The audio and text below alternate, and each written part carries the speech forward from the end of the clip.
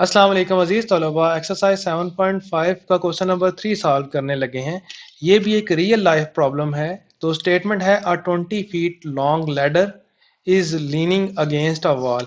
यानी कि ये हमारे पास एक लैडर यानी कि सीढ़ी है जो एक वॉल के साथ लगी हुई है और इसकी लेंथ 20 फीट है। यानी कि यहाँ से लेके यहाँ तक जो लेंथ है इस लैडर की वो 20 फीट है।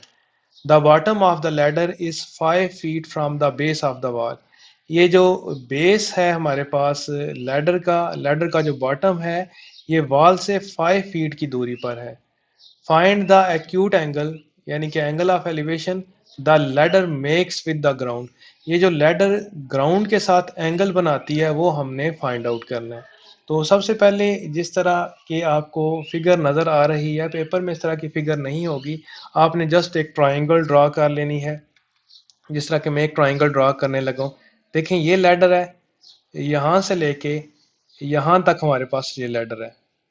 ये देखें ये हमारे पास लैडर आ गई।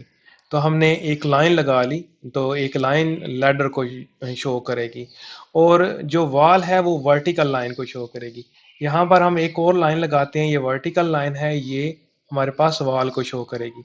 देखें ये वॉल को शो कर रही है। और ये जो बेस है वॉल की, इसका और जो लैडर है इसकी बॉटम का जो फासला है ये भी गिवन था हमारे पास। देखें ऊपर कि the bottom of the ladder is 5 feet from the base of the wall.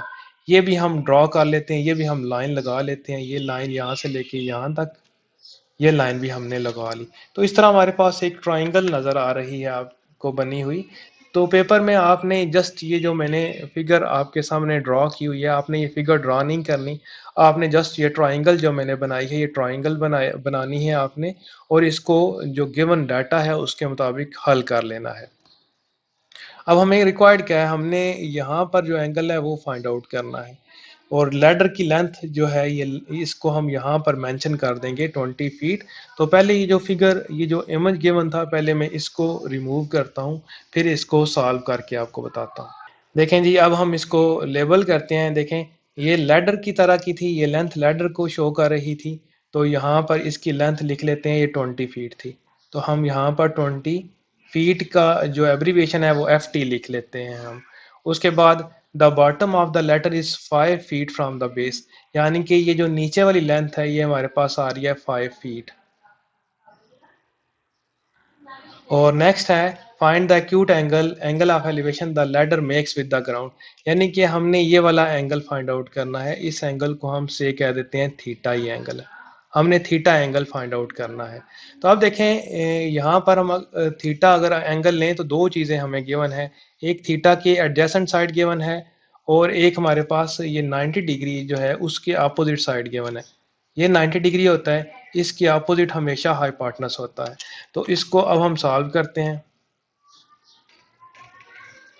देखें कॉस थीटा हमारे पास होता है बेस और हाइपोटेनस। यानी कि हमें ये बेस गिवन और हाइपोटेनस गिवन है, या जिस तरह हमने वर्ड याद रखा था कॉस के लिए कॉह, मैं साइड पर आपको लिख देता हूँ। दो फार्मूले आप दो तरह से याद रख सकते हैं।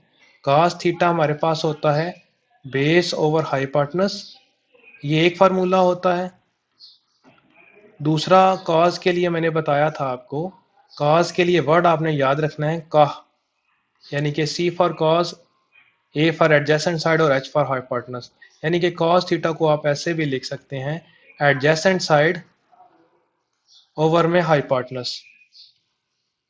एडजेसेंट साइड थीटा की एडजेसेंट साइड, ना कि 90 डिग्री के। ये थीटा है इसी की एडजेसेंट साइड लेते हैं और हाइपोटेनस क्या होता है, ये 90 डिग्री के सामने वाली साइड। तो ये जो मैंने साइड में फार्मूले लिखे हैं आप चाहे ये ना लिखें, आप इसको जुबानी भी कर सकते हैं, डायरेक्ट कर सकते हैं। तो मैं ये रिमूव कर देता हूँ। अब देखें cos थीटा हमारे पास होता है एडजेसेंट साइड ओवर हाइपोटेनस। तो एडजेसेंट साइड 5 फीट है तो ओवर में हाइपोटेनस लिखेंगे, हाइपोटेनस 20 फीट है। तो यहाँ पर दोनों जगह पर फीट आ रहा है तो फीट फीट से कैंसिल आउट हो जाएगा। हमारे पास थीटा आ जाएगा, कॉज इस तरफ आके कॉज इनवर्स बन जाएगा। आगे ब्रैकेट लगाना ज़रूरी है। देखें ऊपर 5 1 टाइम्स 5 और 5 4 टाइम्स 20। तो ये ब्रैकेट के अंदर हमारे पास आ जाएगा 1 ओवर 4। तो हमने थीटा फाइंड आउट करना था, तो कैलकुलेटर को अब हम यूज़ करेंगे। कैलकुलेटर ओपन करें। कैलकुलेटर में cos इनवर्स लिखने के लिए कैलकुलेटर के कॉर्नर में एक बटन है जिसको हम शिफ्ट का बटन कहते हैं। उसको प्रेस करने से ये देखें छोटा सा आपके पास S लिखा हुआ आ गया। अब हम cos को प्रेस करेंगे तो cos लिखने के बजाय cos इनवर्स लिखने होगा। उसके बाद यहाँ पर हमने 1 और 4 को डिवाइड करना है, तो चाहे आप फ्रैक्शन लगा लें या 1 डिवाइड बाई 4 0.25 बनता है वो लिख लें, या देखें यहाँ पर मैं 1/4 लिख रहा हूँ। और देखें ये लिखने के बाद आपने ब्रैकेट क्लोज करनी है और cos इनवर्स के बाद यहाँ पर भी ये ब्रैकेट लाजमी होनी चाहिए। अब हम इक्वल का बटन प्रेस करेंगे तो थीटा की वैल्यू हमारे पास आ जाएगी। तो देखें ये हमारे पास बनी 75.52 डिग्री। तो हम थीटा की वैल्यू लिख देंगे यहाँ पर 75.52 डिग्री, या अगर आप इसको डिग्री मिनट सेकंड्स में कन्वर्ट करना चाहते हैं इस तरह भी लिख सकते हैं। R theta is equal to, calculator again हम यूज करेंगे। देखें ये तो हमारे पास डिग्री में आंसर आया।